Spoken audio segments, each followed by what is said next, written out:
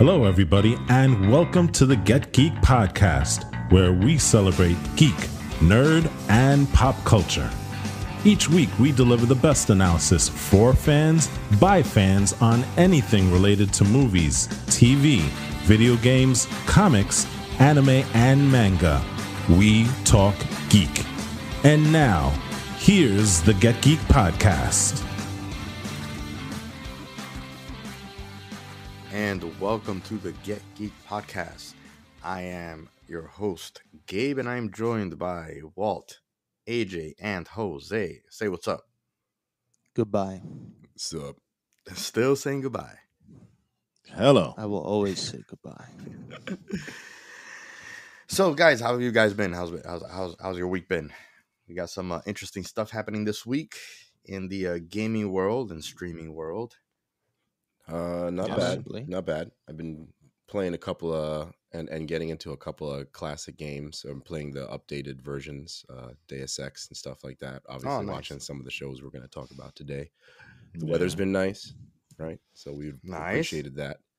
I've been playing the crap out of Elden Ring because I have nothing better to do. Oh, that's right.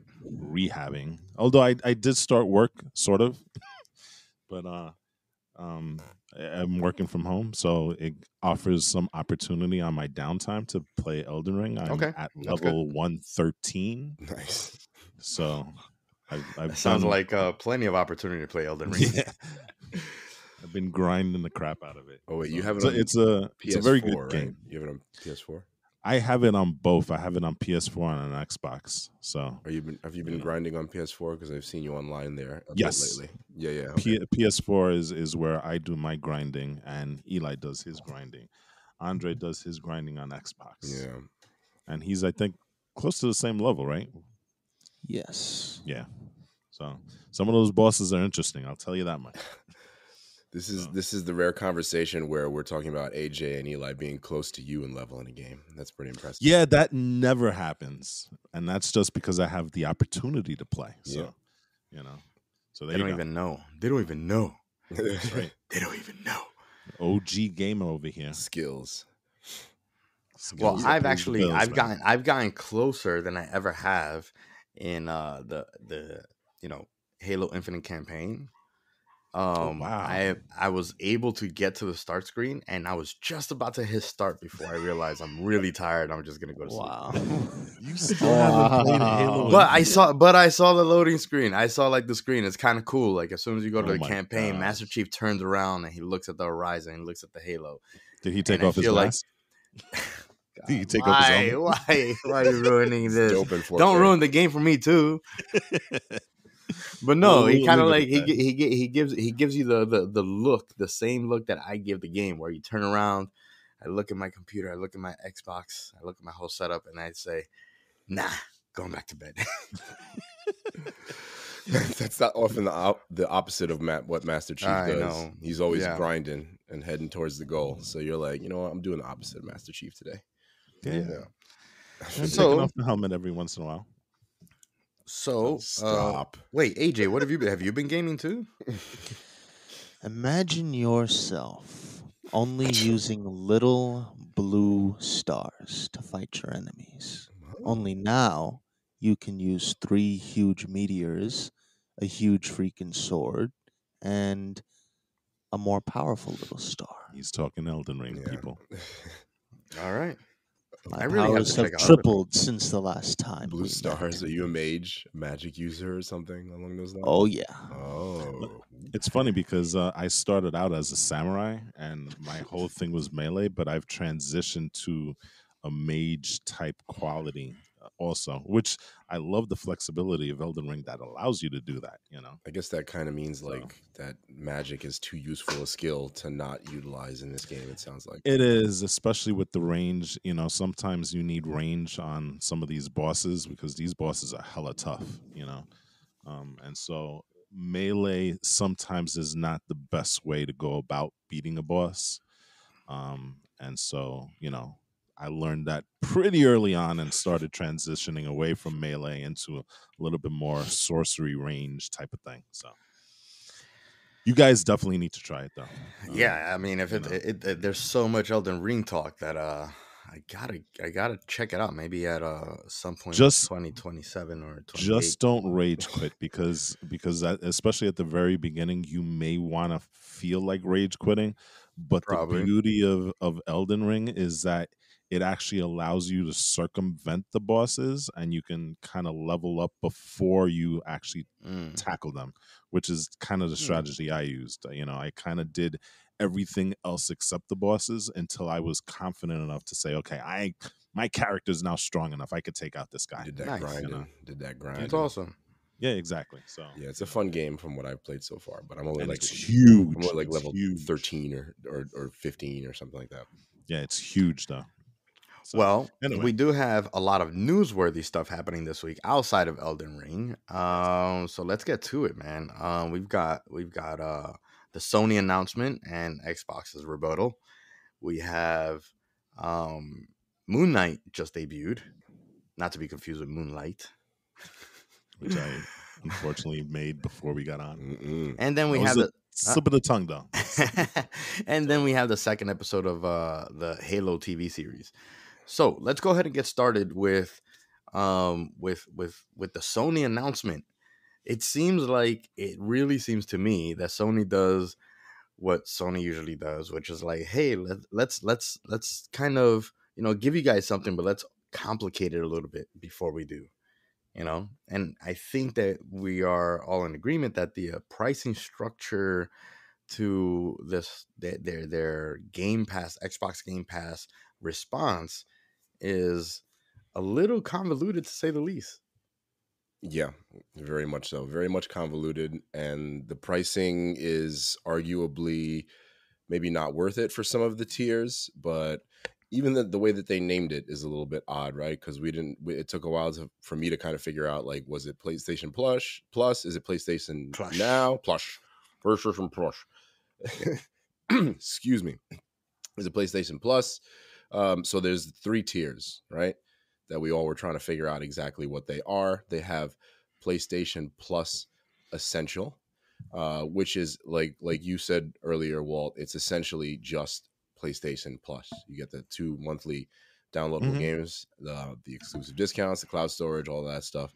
The same things that you got before. Online playing gaming. Yeah, the ability to play online, which is you need it to play any online games on PlayStation. That just before we go on, I just wanted to say that was the one thing that I hated about the previous plans that they had, because PlayStation Plus gave you the 2 free games and gave you online access, but then PlayStation Now gave you the ability to kind of get at some of the free games, like Game Pass Ultimate does. They have a library, but never gave you the opportunity to play online.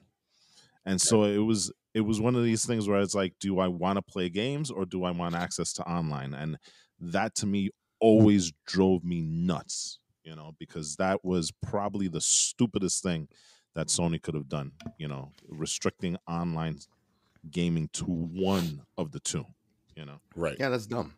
Yeah, it's not a good strategy. Sony's strategy this generation, it's like arguably every other generation, right? They have they kind of switch off on who has the more terrible strategy, Microsoft and Sony, and it seems like Sony is making mistakes and Microsoft is doing great with Game Pass. But to give a little bit of details on this, PlayStation Plus Essential, which is again the basic PlayStation Plus is I keep saying PlayStation Plush.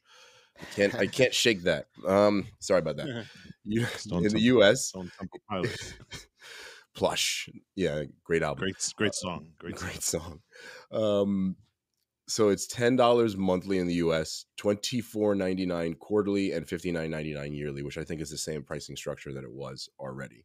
You have the PlayStation Plus Extra tier, which is going to provide all the benefits from the previous tier, and you get a catalog of around 400 of the PS4 and PS5 games, hits from third-party studios, and they're downloadable. And that's $14.99 a month, $39.99 quarterly, or $99.99 yearly. Notably, it's the same price as Game Pass every month, but they do provide a nice little discount if you get the quarterly and yearly plans for this. Notably, though, one thing that we'll talk about probably is they're not going to have day one releases like Game Pass does with a lot of their great first party games. And then there's the final tier, which is PlayStation Plus Premium, and that provides the benefits of the previous two tiers, and that gives you the backwards compatibility that everybody's really excited about. That's about 340 games from PlayStation 3, PlayStation 2, PlayStation, and PSP. And it also includes some time-limited game trials, so that might be like your kind of day one game semi-equivalent, and the price for that a month is more. It's $17.99. It's $49.99 quarterly and $120 or $119.99 yearly, which again, there's a nice discount there on the yearly and quarterly plans compared to Game Pass. So that's how they're trying to get people in.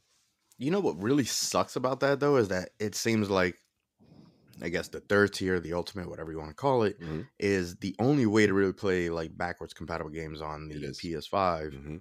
You know, whether it's retro or not.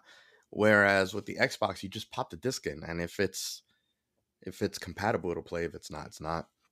But usually the compatibility is going to be based on updates, because certain games may not be compatible now, but they'll, eventually, they update the backwards compatibility. We're all stumbling today. We're having a problem with words today, aren't we? With just a simple update, I'm perfectly fine. Words is You're hard. perfectly barely speaking. Yeah, we're gonna get you in on this in a moment. Well, I'm gonna jump in right now because I think one of the things also, and Jose, you can kind of confirm this or not.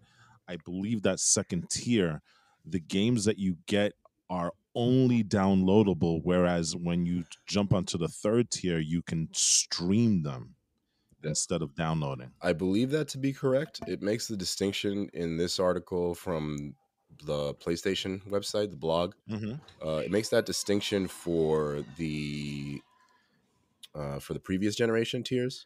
But I would say that you're likely correct. I would have to look at that here. And again, customers can stream games using PS4 and PS5 consoles and PC as well. So it gives you that option, something again akin to what Game Pass does. Yeah, and see, so there's a lot of things that can be left, that was left on the table here, because again, you don't have the availability as Game Pass has with these first day games, right? That you can play them, right on the platform. Maybe a trial. They take that away from you. Yeah. They take away the ability to stream, cloud games. And one thing that I think hasn't been talked about with Game Pass Ultimate enough is the fact that you can have a legacy console and still play Xbox Series X games via the cloud system. Yeah. Which is huge, because one of the things that kind of, I've started playing Microsoft Flight Simulator, which is something that I wouldn't be able to do because I have an Xbox One. But because Game Pass Ultimate has that capability, there's no rush for me to go get a Series X, to be honest, because I can play those games on there right now. And that's something that PlayStation is not offering, So again, PlayStation takes a couple of steps forward, but they don't go all the way. I still think that if you're talking about value, Game Pass Ultimate still has it way over the Sony offering. Yeah, 100%. And you can, again, I have to bring it back to this generation's strategy, because I was looking a little bit into the backwards compatibility like Wolfie was talking about, and a lot of it is, it's definitely possible via just updates, but also Microsoft chose to put in hardware in the Series X that would allow for more ease in backwards compatibility. Right. And PlayStation chose not to go that route with the PlayStation 5. So again, this was a willful decision where they're like, we could give that to you, but we're not gonna. Like, we'll give it to you through selling their service, which, okay, that's great and all, but you shouldn't have to do that, like both of you have said. PlayStation always be slacking. Not always. It's been good some generations. Slacking. Their games are good. Their hardware is good. I think it's just their strategy, is somewhere. You can't understand it. Because to have one thing that everybody has. We're already into what? How many generations? This is like this. We're headed toward the sixth console of PlayStation. I think it's sometime soon, or six right? or seven.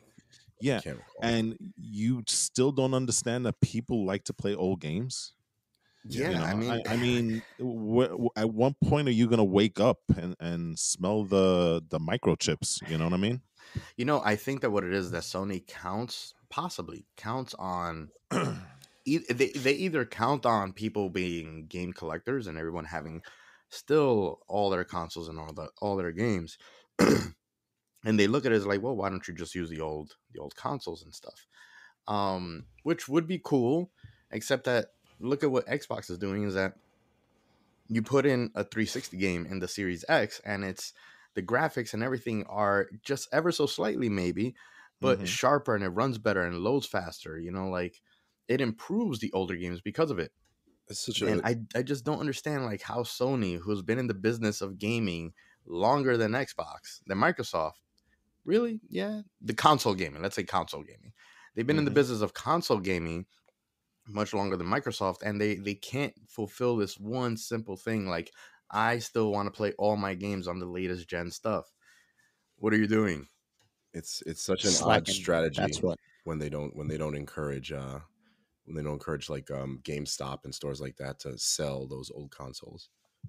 Yeah, and just look at the strategy with this new console generation, because with Microsoft, you can buy one game and play them on both consoles, right? But with Sony, especially at the beginning, what were they doing? Well, we have a PS4 version, but if you want to play the PS5 version, you can buy that too. It was not one of these things where super annoying. It just kind of shows you where the two companies are in terms of fans and things like that. Microsoft is being very progressive in the things that they do. Sony is kind of still stuck somewhere in the 90s or something like that, because they're not getting it. They're really not. It can also be a culture thing, because I think that Sony has always kind of had this culture of being technologically different. When it came to like, portable music, they wanted to have their own proprietary format, in the mini discs, and right. Even with the PSP, having like their own proprietary, type of game chip instead of using like SD cards and stuff. And even with the PS3, using a system that no one in computing uses, which ended up causing so many issues in development for it. It seems like they're like, well, we just want to be different. We have the money to create this technology to be different. So yeah, but sometimes that doesn't work. Especially when you're looking at what Microsoft is doing. Microsoft is really killing it. Yeah, well, let's talk a little bit about Microsoft and their response. AJ, barely hearing from you. What do you think of Microsoft's response? Can you please remind me of Microsoft's response? All right, so he'll respond to your response. Oh yeah, well, I'm gonna double down and make Jose respond. What's up? Rebut to the rebuttal. Rebut to the rebuttal. Okay. The rocket. I call this the rocket launcher. Yeah. Microsoft went for the rocket launcher. They were camping in the corner with the rocket launcher. They were just waiting. They knew that Sony had like something up their sleeve, and they were like, "All right, let's go ahead and rain on their parade." So disrespectful. They were like prone in the corner, like so messed up, bro. Wow. Sony needs to play Halo more. So anyway, Jose, hit us with the response. The response is that Microsoft did something, or is going to do something. I guess it's reportedly, but we have been wanting this for a while. I've been wanting this for a while, especially because it's pretty dang huge, to be honest with you. I game with my fiance, and sometimes we want to play games at the same time or play against each other. And since we share the same Game Pass, here we go again, Game Pass plan, we can't do that. But we will have that option in the near future, because Microsoft announced that they're going to do a family plan. Finally, with Game Pass. Pricing has not been revealed. None of that has been revealed, but all they have said is that it will be cheaper than getting individual subscriptions. So I'm already in. Like, I can't wait. Yeah, we had to kind of noodle that in the household here because I'm the only one. I'm the only one that has access to online gaming, right? Yeah. And so there are times that AJ, who's playing Xbox, he wants to play and he's using my account, but then I jump in and I can't do it because of whatever. So we actually had to finagle a way where there's a way to do it where you can have two Xboxes in the same household using the same account at the same time, but it's really really weird and convoluted the way they do it. So but we finally did it. But this family plan makes it so much easier because now I don't have to make his Xbox the home console. I can leave it in the living room and then he can get access to whatever I'm getting over there, and it just makes it a lot easier. A lot of people aren't going to do all the things that I did to try and get it working in our household. Hallelujah. I do have a question though. With this and I'm assuming that like that it is, but let's say I gift you guys, one of you guys, my Xbox One, but we're on the same family plan. Will that be valid? Like, does it recognize different IPs? No. I think Dude, this is awesome. This is what freaking it said, awesome. and I'm trying to remember, but I believe it doesn't have to be limited to the household. No. So like let's say AJ moves out, but he's on my family plan. It's kind of like almost think of it kind of like a cell plan, right? Yeah. That's how I figured it would be. Yeah, that's exactly how I believe it's going to be based on what I read. Yeah. We don't have to be in the same household, literally, like location wise. Like he could be in a different area, I could be in a different area, but he still has the opportunity to use all the benefits despite the fact that he's living someplace else. Game Pass works that way kind of already because I do share my Game Pass info with a couple of people so they can try some of my games. But like, it just only allows one person to play at a time. That's what they do. Now here's where I start going kind of like sorry, Inception style. So all the streaming services, they're kind of moving towards they're moving away from family plans where now you have to pay extra in order to have multiple accounts on there, right? Netflix kind of like not pioneering, but they're the first ones to really start doing it. And I believe like all the other streaming services are probably going to do that. If we're on a family plan and I have the account attached to my family plan, does that then mean that I have Netflix on all the other Xboxes as well? For the one Netflix subscription? I think it's still going to follow the Netflix rules. I don't think Game Pass overrides that. So Netflix will still be looking at IP addresses and trying to figure out where you're streaming from. So unless you have a VPN that changes that, but I don't even know how well VPNs work with Netflix. I think Netflix rules still apply. Based on right, but that, so but that's what I'm saying though. I don't know if that's 100% accurate, right? Because if I have my account and on my Xbox at home, but then I leave and I have my laptop and I want to watch Netflix at a coffee shop, I still have different IP addresses, just the login. Like I wonder how they're going to actually. Yeah, I don't know how they're going to enforce it either, because you make a valid point. A lot of the time, like for example, in May we're all going to North Carolina, right? Yeah. I'm pretty sure we're probably going to have at least a couple of days where we're doing some Netflix watching or whatever, Yeah. As a matter of fact, Obi-Wan comes out on that weekend that we're going, so yeah, that does provide an interesting, thing. Yeah. It may be one of these things where it's like, okay, we're seeing this IP address the one time. I think it's going to be more the recurring ones, that they're going to really double down on. So like, for example, if my parents are using it and they use it like once, every day, they'll be like, oh, this is more the norm, right? Yeah. Where there's a different user using it every day, as opposed to the one-off when like, hey, you're traveling and stuff like that. So I think that's where Netflix is probably gonna end up going, because other than that, it's untenable because, like you said, for the people that travel, how the heck are you going to watch Netflix, right? Yeah, I mean, I don't know. I think that's going to warrant a little bit more research. I was gonna say, like, I think it's probably kind of what Walt was saying, like, how, but in practice, how apps sometimes will say, like, hey, you're in a different area right now. Do you want like limited, like a limited time to like use this service, like a cable service app, right? That allows you to stream. We'll say like, okay, you're in North Carolina, wherever you are. Do you want to use this now for like 10 days or something like that in this particular IP? It'll probably be more stringent than that, though. It'll be like, okay, by household, it'll be like, do you want to use it at this IP for a few days? And that's how they'll avoid having too many people do that, because you'll have to swap IPs, and then the household that you live in won't be able to use it. So maybe something like that in practice. Yeah, something like that. Just before we get off this topic real quick, I just did want to say, speaking about Obi-Wan, they did make a change on how Obi-Wan is coming out. I know that it was supposed to drop the weekend that we're going to North Carolina.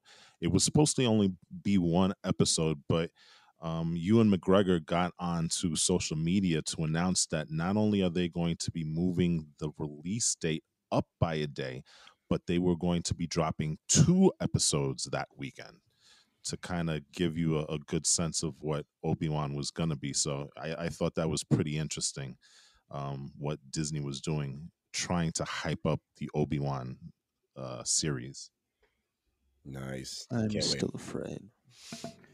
Yeah. So next topic, Moon Knight. Yeah, good segue, right? Now, I personally have not actually seen the episode. But feel free to go spoilers, the whole 9. It's all good. I'm going to check it out myself. I feel like I'm kind of moving more into the Vault mindset of not caring about spoilers that much anymore, because I have too busy of a life to kind of make time for that.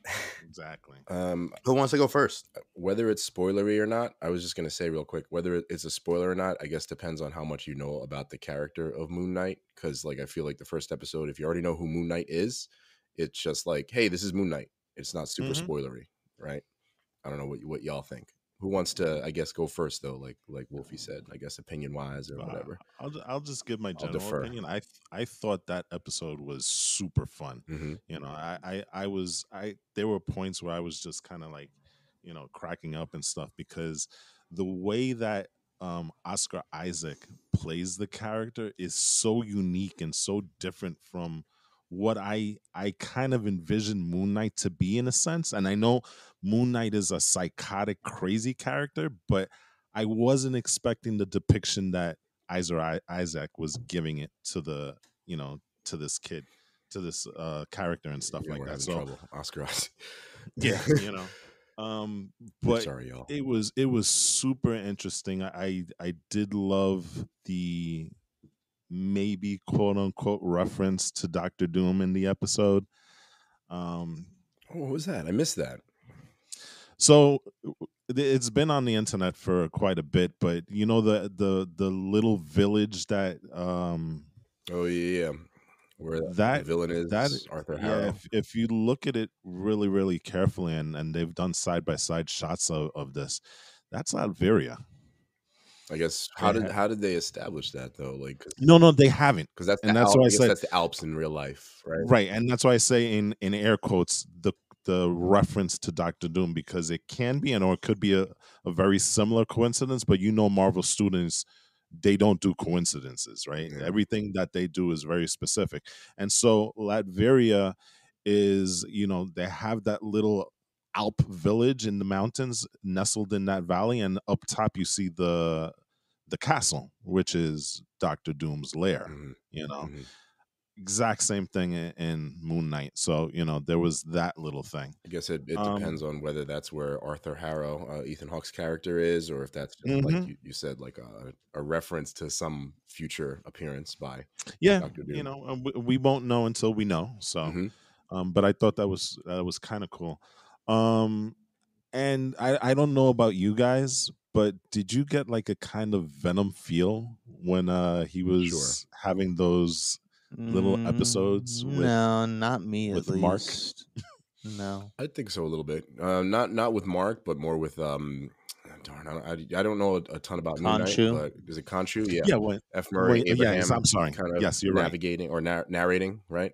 Yeah, I take that back. Not Mark, but The Khonshu. spirit that inhabits Moon Knight, the Egyptian spirit that gives him his powers, right? Is kind of, I think, has that kind of dialogue. You don't think so, AJ? You didn't get that vibe? Well, maybe a little bit. Like, I like how they refer to like the decent, normal side of Mark. That other personality is the idiot. Yeah. Yeah. That's right. Oh no, the idiot has the reins again. Crap. That's where I got that vibe, totally, right? That's why I think Exactly. where Walt and I got that vibe, that it was a little bit venomy, but it wasn't as comedic and over the top. And No. I agree with you, Walt. I love how Oscar Isaac depicted this character. I mean, according to what I found out about the character, it's a little different in that his alter ego as Stephen Grant is like a rich playboy, but they wanted to avoid the Batman comparisons because that's always been a part of Moon Knight as a character, apparently. Right. Again, I don't know a ton about Moon Knight, but they wanted to avoid those comparisons. That's why they made him the gift shopist, as he said when he was in that crazy moment with the cult. I mean, yeah. the car chase was incredibly awesome and incredibly inventive the way they did it. So I was gonna say, like, for me, and I would love to hear what y'all's take is on this, because what I've been thinking about, what I've been enjoying in terms of the Marvel TV shows more so lately is like the weird genre stuff. I think that's something that Marvel is hugely going to have to expand into in the near future in order to keep this thing viable. I mean, they're gonna have to make less superhero-y movies and make more like weird, like detective tales and like noir stories and like, I don't know, like just all kinds of strange genres in order to make this work. And this kind of fits that bill. Loki was kind of like that. Like, it's not just like a rock'em sock'em punch up like Marvel type movie. It's and where I'm going with this, so I don't rant too far with it, is like, I love the action scenes, like y'all said, how they kind of didn't show the action scenes, but it was that much cooler because of how they shot it and how they framed the character in those moments. You know, he kind of he goes to his other dissociative identity in those moments and like stops being Steven and changes into Mark, quote unquote, and Moon Knight, or probably Mark, I guess. But yeah, it's just really cool how they didn't show you a lot of stuff and how interesting that was in this show. Well, I think that's the beauty of doing long form with these properties. That's something that you can't really do with a movie because you're kind of limited to that 2 hour, or actually now it's more 3 hour space. You know, you can get into those weird little nuances with characters on long form media, as you know these series have, because you have more time with the character. You know, and I think with a lot of the characters that they've been putting on screen, it benefits them. Yeah, 100%. What did y'all think about the acting in this? Because I think Ethan Hawke came out and said something along the lines of Oscar Isaac like really put it, like, I guess it was a bit of a backhanded insult to the rest of the MCU actors, but he was like, you know, these actors usually come in these films and they kind of phone it in. Not Oscar Isaac. He brought everything to this role, and Ethan Hawke clearly like had some really, really cool acting influences. He said he used David Koresh, the real life cult Oh leader, my god! as an influence. But I think he's really cool and really creepy in this show, and might be one of the better Marvel villains so far. What did y'all think of that? Aside from the weird CGI on his forearm. Yeah, like I think his character is cool so far. I mean, I still need to see more, I guess, but he's pretty intriguing cuz he's not like and I kind of saw that other post he put online where it's like, I'm not just doing a cackling villain. I have an actual reason why I'm doing stuff, all this and that. And you kind of get that sense because he's not trying to destroy the world, but you can tell he's damaging the world for some greater purpose. It's like a weird... He's very culty. Yeah, a weird villainy thing. So his universe is kind of limited right now to that village, I guess, if you want to, maybe he's looking to expand, but we don't really know yet. Yeah. We've only gotten a quick taste of the character and what he can do and what he is, but there's still a lot of mystery surrounding where this story is going. Well, I was gonna say, it's probably not limited to that village, because if you remember in that moment when we chased him all the way to London, Arthur Harrow chased Oscar Isaac, Mark, all the way to London, or Stephen all the way to London. The security guard at the museum pulled his forearm, or pulled his sleeve up, and had the same symbol, that the scales that are on Arthur Harrow's arm. So a bunch of other people too. Yeah, a bunch of other people as well. So it does expand beyond that for sure. I wonder if that was an embedding of agents, because he's searching for something, very, very specific, which clearly he is. So what better place to find an artifact or anything but a museum, right? Yeah. I also kind of got the sense too, and kind of like, let's see if we could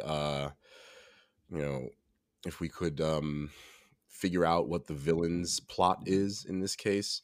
It almost seems like he might be draining some life force from people as well. I'm not sure if it's all necessarily in the name of Amit, the Egyptian god that he claims to serve. I wonder what that's all about, although you do get the sense that he's very much a real zealot too. In the first scene, he puts glass in his freaking slippers, and he walks around like that all day. So hurt to watch. Yeah, he's such a wild character so far, I think, and I'm just interested to see like how Ethan Hawke is making him complex, and like some of the some of the better Marvel villains that we've seen recently. Yeah. I mean, one thing that Marvel is really good at is offering complex villains. The only hope is I hope they don't kill them off like some of the villains that they've done, especially early on. But complexity in villains is something that Marvel kind of excels at. Usually their motivations aren't just black and white. There is a level of nuance to some of the things that they do. I mean, the greatest example is Thanos, right? Thanos, as crazy and as mad a Titan as he was, you can make the case that there was something right about what he was doing. The same thing with Killmonger, right? Killmonger is another excellent example of complexity with Marvel villains. So, I fully expect that, Ethan Hawke's character, Arthur Harrow, right? Yeah. Mm-hmm. Yeah. I fully expect to see that kind of complexity with his character as well, because you know what? Marvel's been doing it and been doing it well for so long. Well, there's one question that actually kind of remains a little bit the same question that I feel like it's almost kind of a reoccurring theme or a reoccurring question among us.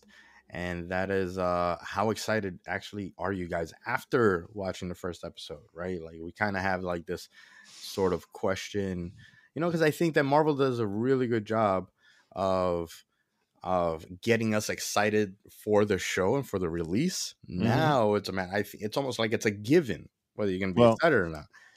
I'll give you my quick take. I was disappointed because we didn't have a second episode to watch. There you go. That's one way to describe your excitement. Yeah, it was one of these things where it ended and it was like, oh, we've got to wait another week. Mm-hmm. So that to me is kind of a tell on how invested I am in the story already. Nice. So I literally was like, oh, this sucks. The countdown begins, right? I mean, what about you guys? I think that there is a lot of work to be done. The faults in the episode, there are just too many. And what do you think I was gonna say? It's great. Oh my god! I was like, wait, what you actually had me going there. You had me going real good. I was like, what's going on here? I'm like, wait a second. Did we watch the same show? No. Yeah, it's really really good so far. I kind of talked about it for a bit. I really enjoy Oscar Isaac in the role. I really enjoy Ethan Hawke as the counterpart on the other side, and I'm excited to see their conflict or whatever the conflict ends up being. And that's kind of the cool part too. Like, to both of your points, it's like we don't necessarily know where this is going to go right now, right? Like who the villain is, or maybe not who the villain is, but like what this is going to do to tie into the MCU. And I'm excited to see like the second episode and see what's next.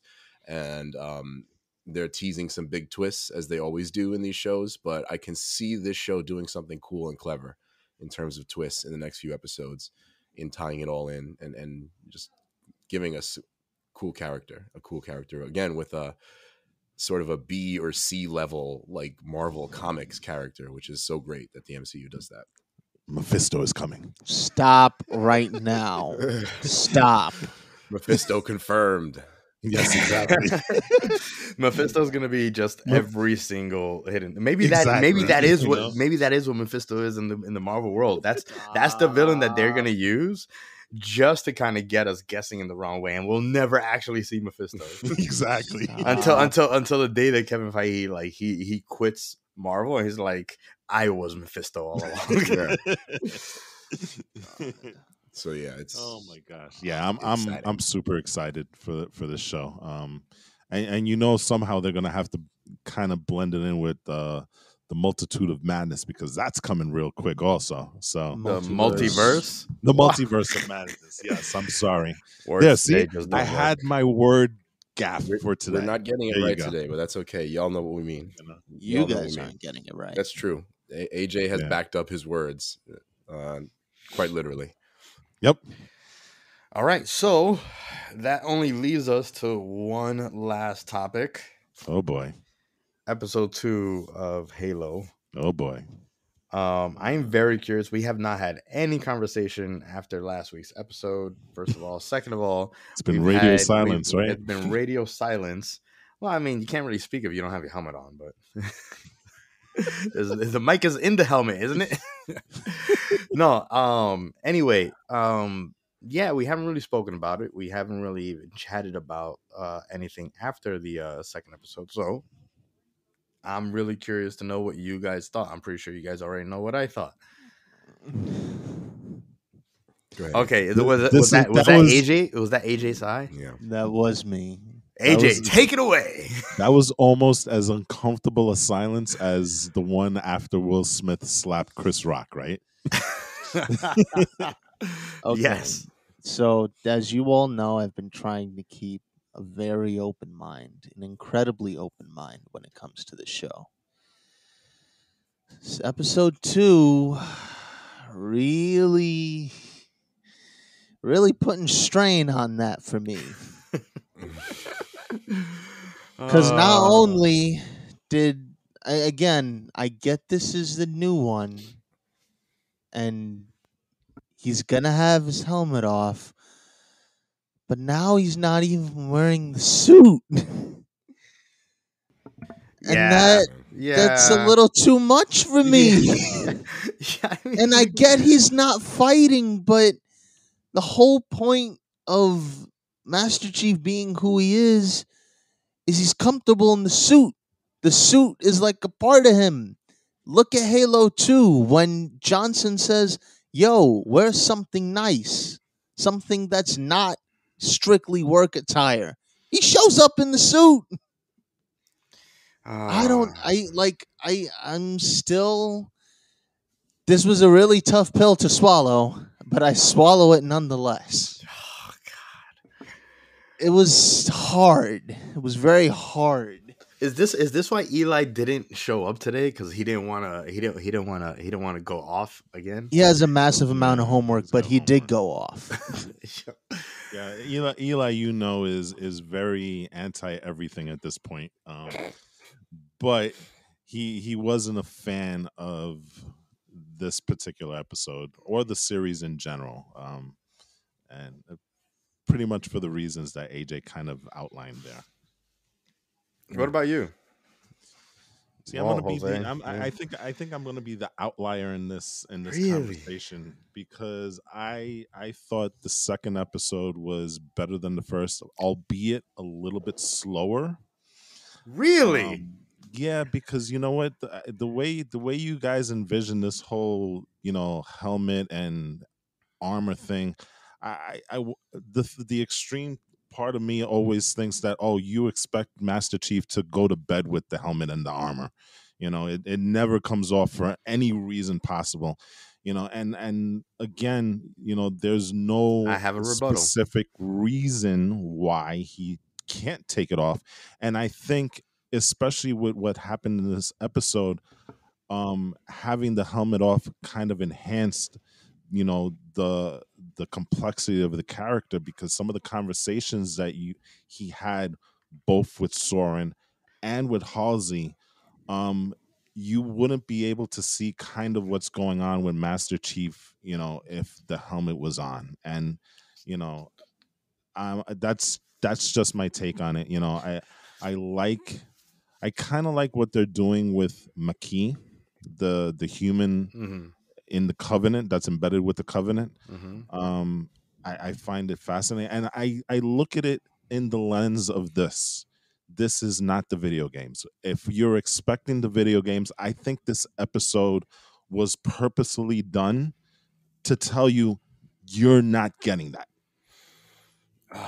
I mean, I know Wolfie wanted to say something, so I'm just going to say this very quickly. I'm not a purist either, right? With the Halo video games necessarily, I don't have the experience that Wolfie or AJ have. But like, you don't have to show these elements of the storyline yet where he takes his helmet off. You don't have to get to that yet. I mean, it would be great if they built to that. And I think maybe I'm wrong, but I think maybe, AJ and Wolfie would accept it more if we got to a point where he became more comfortable with the helmet and the armor off. But in the second episode, it's a bit much. But I think what's happening here is that if you already started with him kind of trying to break away from the UNSC, part of the identity that he has with the UNSC is the helmet, is the armor. And if you're trying to show that John is having, this emotional break, this questioning of what they're doing, then I don't see how the helmet and the armor symbolizes the UNSC. It symbolizes a Spartan program. And what better way to say that he's having misgivings with the way that he was brought up, the Spartan program in general, than to have him kind of shed this off a little bit, and kind of say, you know what, Master Chief is more than just the helmet and the armor. Right. There's a character in there that's questioning, the way his superiors work, the way that the program was done. You can make the case that there's abuse on that level, human rights abuses in the Spartan program. Yeah. And so what better way to show that he's having these real misgivings by kind of shedding off that stuff? It's not that he's going to get rid of it completely, but it's kind of symbolic that, you know what, the Master Chief helmet is what I was when I was with the UNSC. Okay. And so now this is kind of his awakening, so to speak. That's the way I saw this episode. Well, the thing is that's a little problematic for two reasons. Okay, the first reason is that I can understand, using that as a device to show, growth from, with the helmet and the armor all representing UNSC and all that stuff. But you should have still given us more of Master Chief as part of the UNSC. We didn't get that. We got Master Chief against the UNSC from day one, episode 1. Mm-hmm. So there isn't enough of that in there to make us, that I agree with. Make us feel like, okay, now I understand, and I agree with him wanting to get his armor and helmet off and shed that part of him. But the second reason that's problematic is because if this is the storyline, then when he does go back to Master Chief armor, helmet, and the whole nine, the armor and the helmet now represents the villain, of the show. We wouldn't want him to be wearing that at all. Then, like, as far as an identity thing, you know what I mean? But I think what'll happen here is that he takes ownership of that. His identity is going to be changed because of the the progress that he makes, the arc that he has.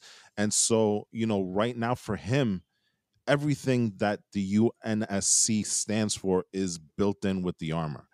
And I think as this arc comes out, he gets ownership and he takes that back. He takes, his agency back by saying, yeah, I wear your armor, but I have my agenda and I have my way of doing things. I have the honor that I feel that needs to be taken. And I think that's what's going to end up happening. At least that's what I think. And again, we're only 2 episodes in. Yeah. And I'm not saying that this episode was the greatest either, because there were some clunky moments. The dialogue still is not hitting where I think it should be, but I think it was a vast improvement from the first episode.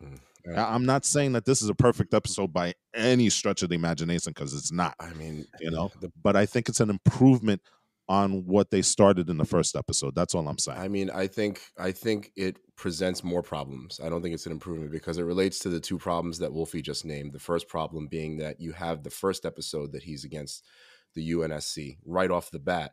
And that creates the third problem in my mind, is in which the UNSC is kind of the villain right now. They're almost as villainous as not the Covenant. Kind of. They're 100% the villain. I do not even feel like the Covenant's the bad. I don't even think the Covenants are villains, really. That's stuff that's been touched up upon in the lore of Halo within the video games and the books also. Yeah, but maybe not as blatant as it is, but those things were kind of there. Well, it's too soon though. That was also after like more than 3 games. I didn't remember that because I didn't play deep into like Reach and 4 and all those games where they started to touch upon this. And these are the elements of the story that apparently Halo fans didn't really like.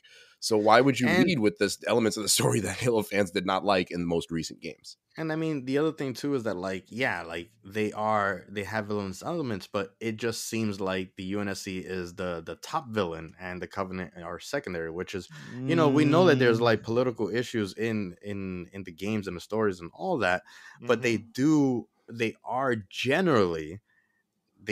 play second fiddle to the Covenant as villains. This is I think the Covenant is building towards that. I mean, they are in the second episode. The whole thing about we got the sense of the rings, right? Yeah, and, no question and what about the rings can do, and why the Covenant is kind of they haven't really put a really fine point to it, but we kind of get the sense why the Covenant wants ownership and the ability to use the rings, right? So it's still that still surpasses anything that the UNSC is doing at this point. I mean, they had, if we get that, but they had the first episode where they showed them like murdering people, and I guess that's how they're trying to establish them as the main villain, right? But they've been but hold on, they counter that with the UNSC trying to murder a girl. So it's like, but it's not even just that. It's that, like, to your point, they've been spending as much time with both of their wretched hives of scum and villainy, so to speak. They show like the Covenant plotting just as much as they show the UNSC plotting in like these villainous ways, like these ways to control and these ways to like take over Master Chief's personality and make him even more of a slave. So like they're making all of these moral distinctions kind of not work very well. And Wolfie said this very quickly. I just want to mention, he talked about how it was bad storytelling to have certain characters do certain things without establishing them. I'm not necessarily of that camp, but when you establish a character as gray or a certain as one way or the other in the first episode, I think it puts the onus on you to start establishing the backstory relatively quickly, even if it's not immediately. You have to start getting to why these characters are that way, and they didn't do that. But you're starting to see it with the flashbacks, right? Because you see John 117 early on. He was never fully invested in the Spartan program, and you saw that with his treatment with Soren 066, right? Mm-hmm. Because if he was, as you say, the Master Chief that follows everything, Soren would have never gotten out of that camp. And so you see kind of the underpinnings of Master Chief and his questioning of authority with the UNSC, because from there, right then and there, if he was doing his duty as a soldier, he would have turned in Soren, regardless of the friendship that he had with him. But that's more, and he did not do that. That's more UNSC he allowed voting, him, though. That's the problem. But and so to that point, look at the Spartan program, and you're going to tell me that a government that is virtuous would allow a Spartan program the way that it's depicted, the way that it runs in the video games and the comics, because remember, Soren is actually in the lore. Okay, he's in a short story, and in that one, because of the Spartan program in the books, he becomes disfigured and dismantled and dismembered because of the things that he was put through as a Spartan, right? And kind of a callback is the pincer hand, right? That was the least of his disfigurement in the books. They chose to use that as the main thing in this show. But again, if you have a UNSC that in your case has to be virtuous, then the Spartan program never exists, because what they're doing to these kids at an early age, and we don't know if they're taken or if they're grabbed from different, wars or whatever, but what they're doing to these kids, making them into emotionless soldiers, that's not a virtuous government that does that. Mandalorian does it better. So the whole thing that UNSC has to be virtuous and good, it doesn't fit in with the Spartan program, which in essence is horrible if you think about it. Right, and I agree with that. So the things that one of the main issues, and I want to kind of go into some of the technical issues of the episode as well. Sure. But one of the main issues that I have is not so much the story elements, but how they're being delivered and introduced. That is the issue that I have with the first episode. That's the biggest issue that I have with the second episode. Like, I understand the UNSC being bad guys or even the bad guys, but they need to be introduced as to not just why. I mean, we don't really have the why exactly, but if we kind of come from like, okay, this is what they're supposed to be, this is why they're the villains, then we have a little bit more of that. If we have same thing with Master Chief and taking the helmet off and taking the suit off, if we understand why he identifies so much as Master Chief with the suit on, then it'll be a little bit more impactful when he sheds it. And I think that there needs to be a little bit. Yeah, but we don't. I get do those agree with your points. I know, and I do agree with your points, and that's why I say the show isn't perfect, but right. I'm willing to give it a chance because I see what they're trying to do, and we're only 2 episodes in, and so that's why I say I'm a little bit different from you guys, because you guys are really ready to just like, get this thing off the air, and part of it is maybe because I'm not saying I want it off the air. Well, but I mean, he took off the helmet, he took off the armor, those are things that in my mind we really need to get past if we're ever going to enjoy the show. Okay. That's all I'm saying. Guess, and like I said, we had these issues, on the opposite. Jose's dying to jump in here. I need to back up Wolfie on this one, because I totally disagree. I slipped in there like Mandalorian did it better, and here's what I mean. In the Mandalorian, I agree with hold you. on, I'm let not me fighting speak, you man. with that. Hold on. Yeah. I'm sorry. So the Mandalorian in the Mandalorian, they have his guild, his the armor and all of them. They present them in more of an ethical dilemma. I don't like the fact that this show is immediately trying to tell you who the heroes and the villains are. The Mandalorian in the Star Wars universe, where things are relatively black and white, has given us more of an ethical dilemma surrounding his like decisions to take off the helmet, and the fact that they're kind of a hardcore religious sect, like the group that he belongs to. It hasn't like totally like shoved it in our face like these are the bad guys, like they shouldn't have made him this way. But it's a very similar vibe, and they've taken more time with it over the last couple of seasons, as opposed to doing it right off the bat here. And that's what I think I have a problem with. I'm not sure what specifically like Wolfie and AJ's problem with it is in terms of, other than like how, Wolfie said how they present it in terms of storytelling. My thing is it's rushed storytelling. It's just like, here's how they are. And again, to Wolfie's point, they haven't taken the time to show us why they are this way yet. and it's getting to the point where they don't have much time left to do that. That's fine, and I'm not disagreeing with you on that point. I think I have already said that I think what's happening here, and it's tough because, you know, as a show creator, you're trying to balance here. I think they're having a really tough time balancing between the story they want to tell and the story they feel they need to tell because of the video game, you know, enthusiasts that love this property. And I think they're having a tough time also in terms of what you know of Halo, because there are points where it's like, well, you know what? We're going to tell you what Halo is for the newbies, but then there are other points within the show where it's like, well, you should have known this already, you know? So I totally agree with you on that point that they're having a tough time in terms of how they want to tell this story. There is no question about that, you know? I think that we have to give it a little bit more time to kind of flesh it out, you know, because maybe during the season we get one of those flashback episodes like we've gotten in The Mandalorian and specifically in Boba Fett. And Boba Fett, I think, is probably the better example of what Halo is right now, you know, because Boba Fett kind of dove you into the character as it is, and throughout the season we saw his progression to get to that point, right? And it took about 4 or 5 episodes before the flashbacks stopped. Yeah. And I think Halo is kind of following that similar, you know, textbook, you know what I'm saying? That they're giving you the point in time where we are now, and throughout the season we're going to get those flashbacks as to where it is. It's clunky, it's not great storytelling the way it is, but you know, it's been done in other places. Now, you can say other places have done it better. I'm not going to disagree with you. I'm not going to I'm not disagreeing with you on that point. You know, I think the storytelling is a little clunky. I think the dialogue is a little off. You know, I just think the second episode is a little bit better than the first.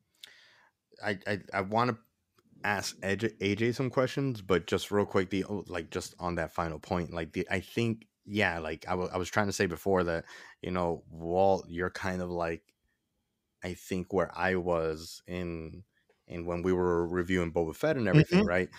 I think that the one thing that Boba Fett did that's a little bit more justifiable is that what they were doing in how they presented Boba and did the episode and everything is that they were answering questions that we've, at least Boba Fett fans, have had for, you know, for me, all of my existence, or for, you know, the Boba Fett character, 40 years. You know, that's why they did it, because they have these questions that needed to be answered. However, there aren't any questions posed yet to be answered in Halo, and I think that's one of the issues that we have with it. It's like we're getting the answers before we get to even see the questions, you know. And that's, I think that's an issue. That's totally fair. I did want to ask AJ like a little bit more on his thoughts of the episode itself, but one of the things I definitely want to hit is on the. I don't know if you guys agree with this or not, but I actually feel like the CGI was worse in this episode than it was in the first episode. What? Personally, I thought it gives anybody. Well, in the space and like the cart traveling through space, it just felt like it gave me, maybe not just the CGI, but like the sets and stuff. It just gave me like. The cart traveling through space was stupid. I will admit that. But it was just like, it looked like, anybody ever saw the show Firefly? No, I've seen the movie. I haven't. You saw Serenity. So Firefly is another kind of, you know, space sort of cowboy kind of thing. It just all kind of gave me. It even gave me like late 90s Star Wars, Star Trek, you know, kind of set in CGI vibes and stuff. Or like the Cowboy Bebop live action show that we just got. It was pretty good technically. Like, it looked good, but it looked too clean, and it just didn't move well, I think. Yeah, I just thought that some of the stuff didn't look great. I also really, really don't understand why we're getting commercial breaks on a streaming freaking Paramount Plus. Well, you have to. There's two levels. You can. There's 2 memberships. There's one with ads. That's the cheaper one. And then there's one without ads. Hulu, I guess, but it's like like even if you have even if you have the premium one, like they're building in like these like cuts of blacks and then like a whole like second before you see the next scene. I guess they're doing it for those ads. I Then don't know. It's. I heard the first episode is available on YouTube for free. wow. Okay. So Anyway, yeah, AJ, thoughts, impressions, and then anything that you want to mention regarding it before we wrap up. Again, my biggest, I guess, the Right? toughest pill was the armor thing, but I think I can learn to grow past that. No. It's gonna be very difficult, but like it's still massively uncomfortable for me. I have to just say that it's uncomfortable. But barring that, um, it was weird seeing. So apparently, all the prophets do know about what's her name, Maki, and the power dynamic also looks a little weird right now. But again, I get that this is a little different because it to me looks like with the way they were talking in that room that she kind of talks over the prophets, which is weird because they normally don't tolerate that kind of stuff. I think she's in a unique position of power because they need her more than she needs them. You know, she is the quote unquote blessed one, right? Yeah. So, and like I'm surprised I didn't hear more out of Truth. Like you saw. I mean, I'm figuring that was Truth and Regret there, but I don't think I ever saw their names formally pop up. Yeah, I don't think so either. Just Mercy. No? Yeah, that was a little weird to me, but I guess new power dynamic for now. And the only other thing, well, no, there's a couple other things, but like it's interesting how not just any human can use Forerunner tech anymore. Apparently, you have to be a little more than. And I have a little bit of a theory on that. I actually think McKee was at one point in the Spartan program. I don't think so. You know, it just seems that because with the Spartan program, they're kind of changing DNA and genes, and you see that John 117 has the ability. Also, he is also a quote unquote blessed one. It's just a shot else in the dark, but you know, I think actually it trends along a kind of throwaway line from 343 Guilty Spark in Halo 3, because there was, at least the way I interpreted it, some hint to Master Chief somehow, some way, actually being partially descended from the Forerunners. Yeah, that's exactly what they're doing. Yeah, that's another thing. Also, he has royal blood. I think they even mentioned it in the show. Like I think McKee, or I think McKee has said royal blood or something like that. Somebody said it. I felt like somebody said it. I will say this: if the show does this, then I am over it. That they find a way to make McKee and John 117 related somehow. Oh no, please! If that happens, then that will be unforgivable. No, forget about it. This is Alpha and Omega. This is Alpha and Omega 100%. That would be lazy storytelling of the utmost degree. Listen, they already foreshadowed it by showing the montage of McKee, you know, and while they were talking and referencing John and the whole Blessed One and all that stuff, and like the connection and all that. That is 100% that's what it is. I can guarantee it, because this character is not in Halo. They created it just for this, right? You know. Yeah, I would hate that to happen. You know, there's absolutely no question about it. Anyway, but like, so that's a thing. I like the interaction between Chief and that old guy, the dude in the cell. I forget his name. Oh, the one that was kind of cuckoo but lucid when he was talking about covenant stuff. Yeah, like I like how what to them seems crazy.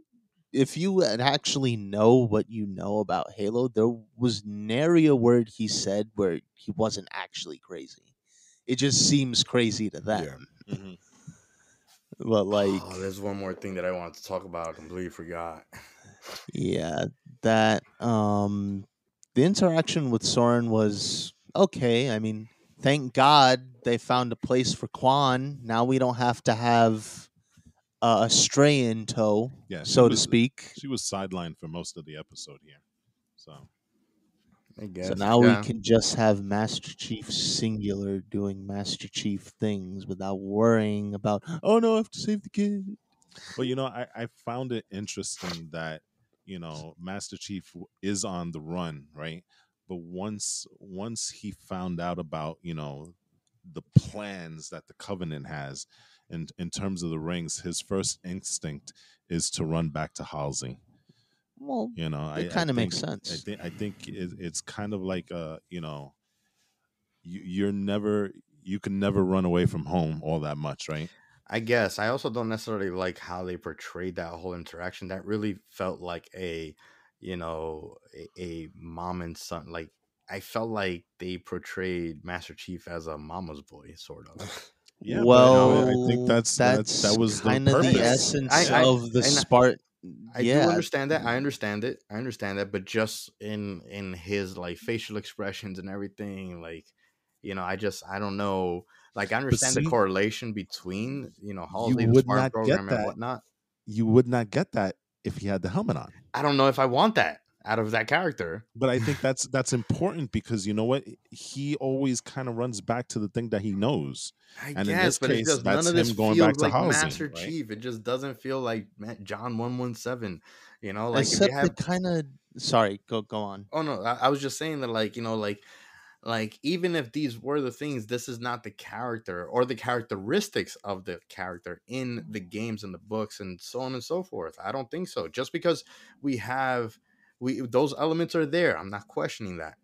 But as far as characteristics go, I don't think that that's there. I tend to disagree because in Halo 4, he made a very, very concerted effort to meet up with Dr. Halsey again. And she Yes. has that child relationship with Chief, so that's not unfounded, even in the game. But we never saw like the characteristic of someone that like just felt so vulnerable under by Halsey. That wasn't a characteristic of Master Chief. Except it Hmm? kind of was though. I didn't Halo get that. 4. I'm Halo saying 4. I'm not again. I'm not. There's to me there's a difference between the relationship between two people and the characteristics of how someone represents that relationship. Like I just didn't feel like there was I'm vulnerable. I need to you know succumb to my emotions. Because Halsey's my full mom or whatever. But there's one more thing, and we do have to kind of start wrapping it up. But I really hate how they're introducing Cortana, and this goes to my overall thing with the introduction. It's that I know that we all know, or at least Halo people, we know that Cortana is not all that she seems, you know. Um, but when it's being introduced on the show, now from the very get we know she's a villain. Now she's representing the bad guys from the get.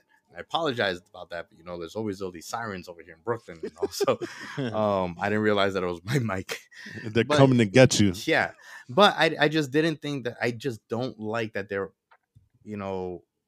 bringing us basically to the middle section of the Cortana storyline. But I don't think we know. I never got that. Yeah, I don't think we know what Cortana is just yet. We're getting a weird introduction. I do agree that it's weird how they're going about introducing Cortana, but we've already established that the Spartan program isn't 100% viable, right? There are outliers. We already seen two examples of that with Soren 066 and John 117, right?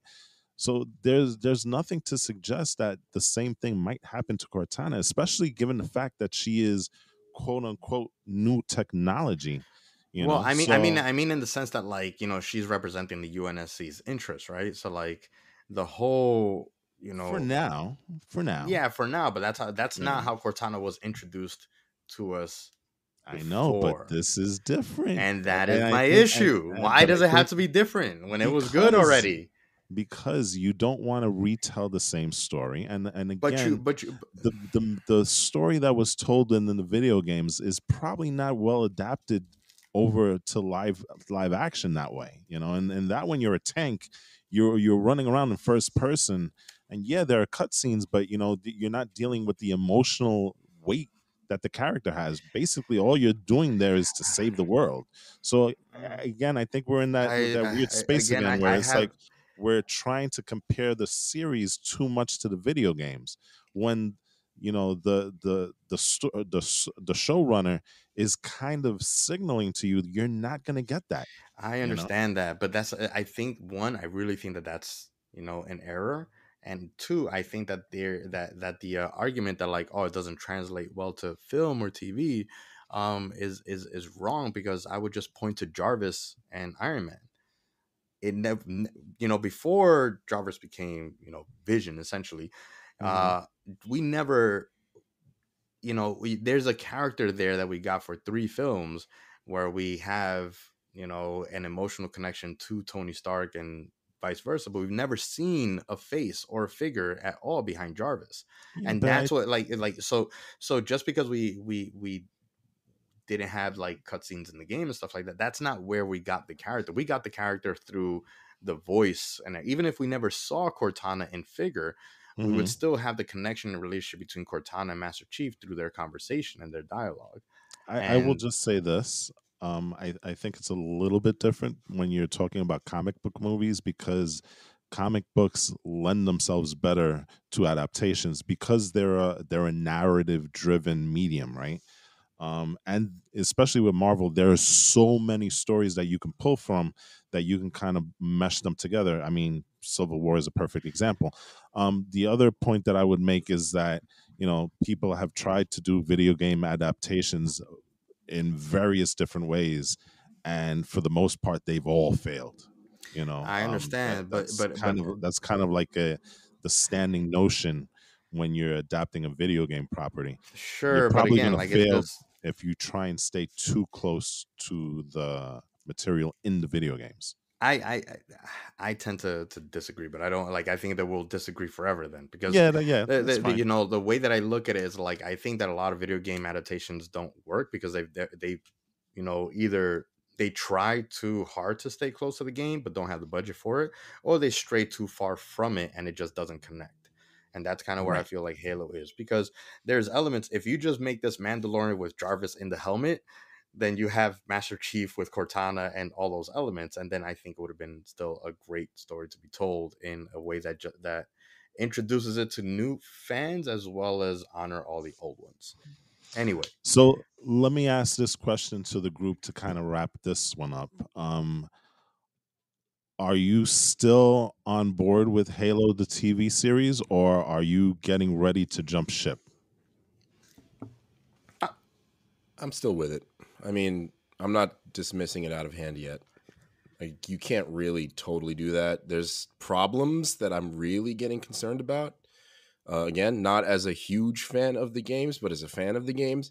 And I think to bring both of y'all points together about changing the story, I think they're changing it too much. You want to adapt it in a way that makes sense, but I think that they're changing a whole lot that fans love and are familiar with. And they haven't given us good reasons for it yet. Maybe they will. Oh, go ahead. Well, I was gonna say I'm a glutton for punishment, so I'm probably not gonna stray away from it or anything like that. I do believe in everything having at least one chance to be redeemed, and the final episode will always be its last chance to get redeemed, right? As that's how I felt about some of the stuff on the Boba Fett series itself. But I'm a huge Halo fan. And I didn't even pay attention to when this second episode was released, and I saw it last night, and I had to rewind 3 or 4 times because I was dozing off and falling asleep on it. So It was a slow episode. It was just, and it's Halo. It should not be. Oh my god, it kills me. It kills my brain. But yeah, I'm not giving up on it, which sucks because I guarantee you Paramount knows that. And they're like, yeah, well, that's actually probably what they're banking on. They're probably like, all right, well, the Halo fans, it doesn't matter how bad it is. They've been wanting this for 20 years. They're going to watch it anyway. So let's just do whatever we want that works better for these people that aren't Halo fans. Yeah. Okay. AJ?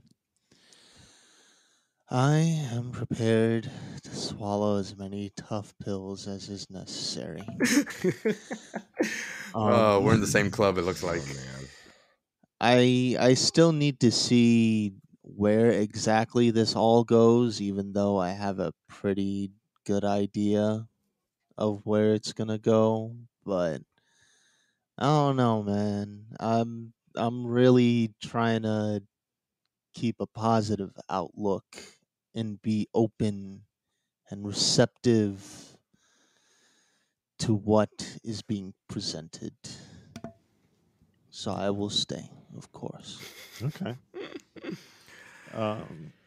I think you guys probably know me as being pretty open-minded, right? Yeah, for sure. Almost to a fault sometimes. You're definitely faulting right now. Yeah. So, but I like I said, I agree with some of the things that you said in terms of the story. It can be clunky and stuff, but I'm willing to give it a chance, just the same way that I was willing to give Boba Fett a chance.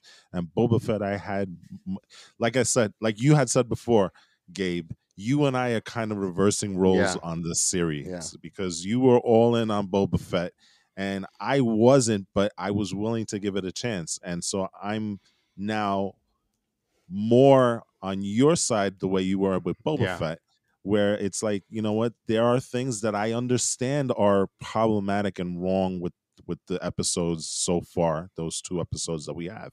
But I'm open enough to be willing to give it a chance because I am a little intrigued to see where they take this, because it's not the same character that we've seen, and so I want to see what the vision of the showrunner is here, and so for that reason alone, I'll watch it again. I'll continue to watch it, obviously, and there's a second season, so we're probably going to do that also, right?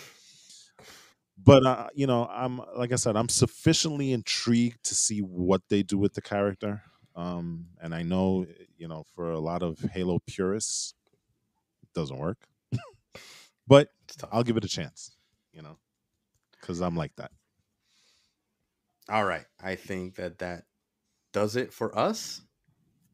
Pretty cool discussion, I think. PlayStation, Xbox's response, Moon Knight, and Halo. Go watch Moon Knight, man. I will as soon as I can, probably on the flight to Florida. There you go. I gotta go there. But anyways, get some sleep. Ha. Ha. What's the line? I'll sleep when I'm dead. Right? Yeah. Anyways, Jose, call sign. Yes, sir. All right. Quick reminders for everybody. Please like, rate, share, and subscribe on all your favorite social media platforms. Get Geek everywhere. You can find us Get Geek Podcast, Instagram and all, Facebook, everything, just about everything y'all browse your social medias with. And please give us a review on all of your favorite podcast platforms. You can find us on all of them, and if you give us a review on Apple Podcasts, that would really be appreciated. Thanks y'all for the wonderful discussion today, and there's nothing left to say for now, but stay geeky, my friends. Peace. Bye. Hello.